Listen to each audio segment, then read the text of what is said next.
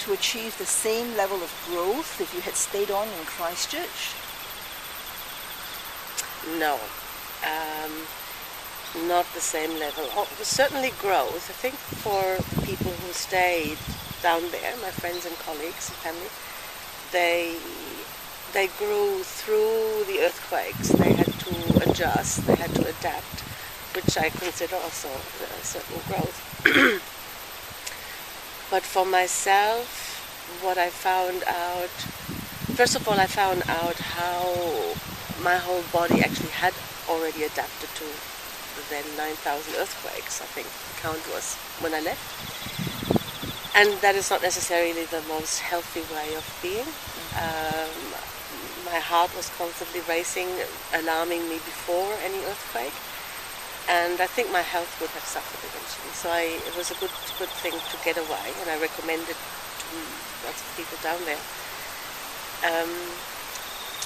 And for myself, to find out what I did find out through travel,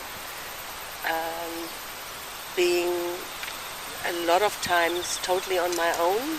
I had to become very courageous with my vehicle, pulling my caravan and maneuvering it and turning it.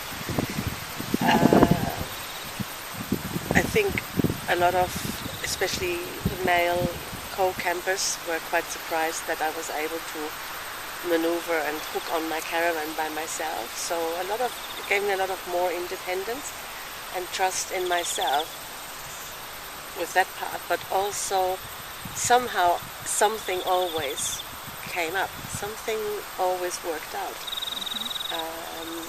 I was often down, depending on where I was parked, by the beach, and I just thought, okay, I have no more answers now. I need some answers from somewhere else. And somehow it always worked. So this trust that we're, whatever it is, but we are looked after, and somehow, if we keep our vision, if we keep our focus on what eventually we want to do in this world, what our passion is, something will always come up and take you to the next step. It just happened automatically. All of a sudden I knew I had to pack up and go somewhere else, and that was exactly the right place where I had to be. So yeah, so I'm glad I did it. I would recommend it for anyone, I think. Wow.